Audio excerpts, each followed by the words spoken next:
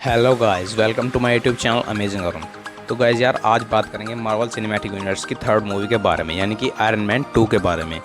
तो चलो यार, स्टार्ट करते हैं।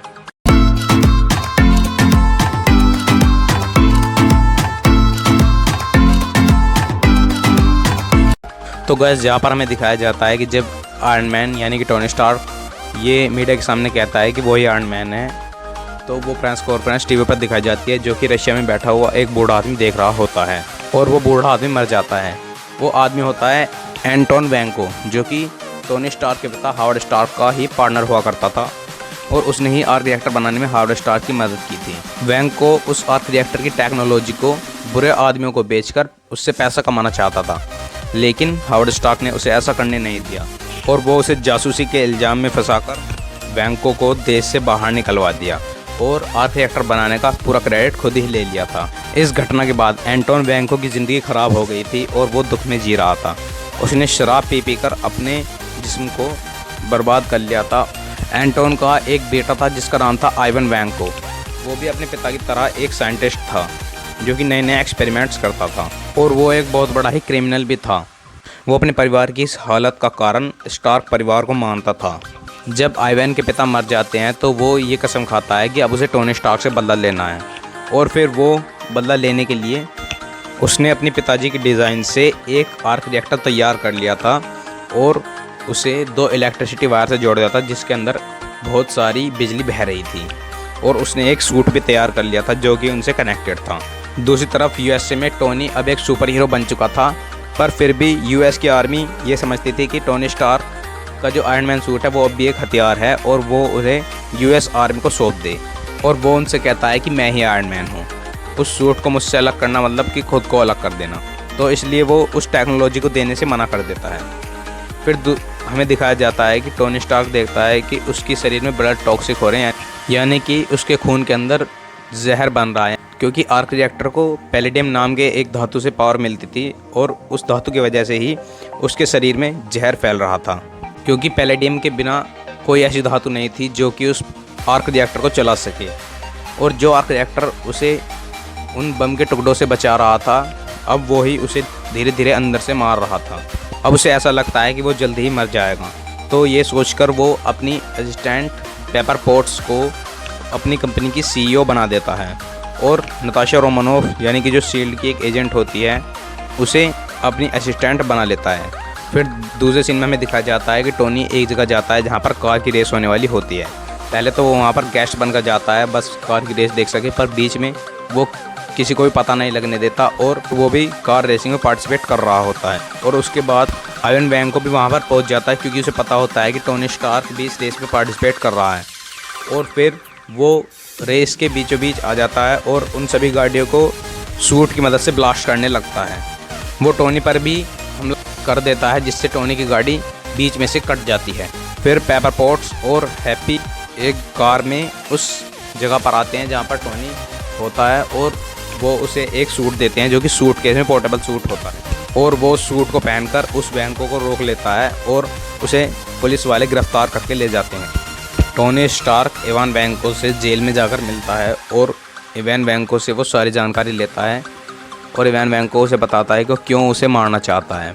उसके बाद टोनी स्टार्क वहाँ पर एक गलती कर देता है। वो उसे बता देता है कि उसके आर्क रिएक्टर में क्या क्या कमियाँ थी। जस्टिन हैमर यूएस आर्मी के लिए काम करता है। जस्टिन हैमर टोनी का कॉम्पिटिटर होता है, जो कि इवान वैंको को देखकर उसकी टेक्नोलॉजी पाना चाहता है और वो इवान वैंको को जेल से निकलवा लेता है और ऐसा साबित कर देता है कि इवान वैंको जेल में ही मर गया है।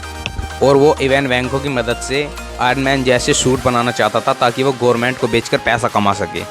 फिर उसके बाद टोनी अपनी बर्थडे पार्टी में बहुत सारी दारू पी लेता है, जिसके बाद उसे नशा चढ़ जाता है और वो अपना आयरन मैन आर्मर पहन के वहाँ पर खूब शोर मचाने लगता है और डांस करने लगता है।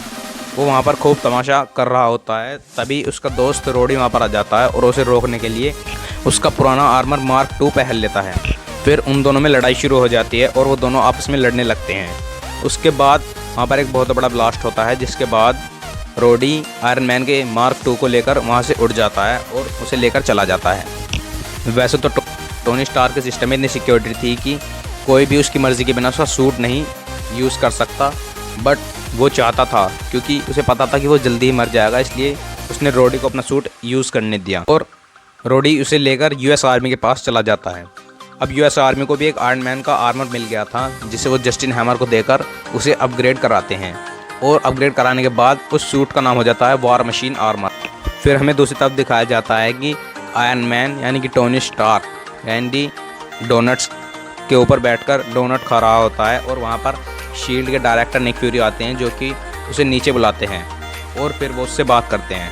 वो उसे बताते हैं कि जो उसकी पर्सनल असिस्टेंट है वो दरअसल एक शील्ड की एजेंट है और उसका असली नाम नताशा रोमानोफ होता है।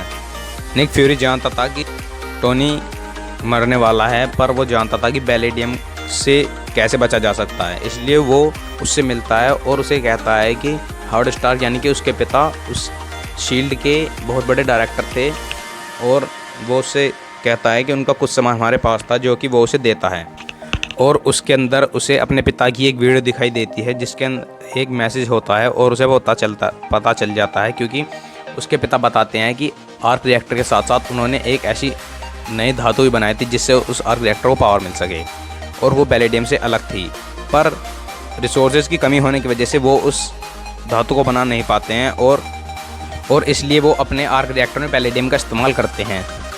पर वो जानते थे कि एक दिन उनका बेटा बड़ा होकर उस नई धातु को बना पाएगा जो कि उस मॉडल के अंदर छुपी हुई थी। वो उस डिज़ाइन को समझ जाता है और फिर वो एक नया एलिमेंट बनाता है और वो भी अपनी लैब में। और टोनी जब उस धातु को बना लेता है तो वो धातु काम कर जाती है और वो उसे अपने आर्क रिएक्टर में लगा लेता है। आर्क रिएक्टर प्रॉपर काम करना शुरू कर देता है। दूसरी तरफ हमें दिखाया जाता है कि इवान वैंग को टोनी के बताए हुए सारे काम अपने आर्क रिएक्टर में करने लगता है और उस आर्क रिएक्टर को और भी बेहतर बनाने लगता है। फिर एक दिन टोनी के पास इवान वैंग को कॉल करता है और उसे धमकी देता है, तो टोनी स्टार्क समझ जाता है कि इवान वैंग को अभी ज़िंदा है और वो हैमर के साथ काम कर रहा है।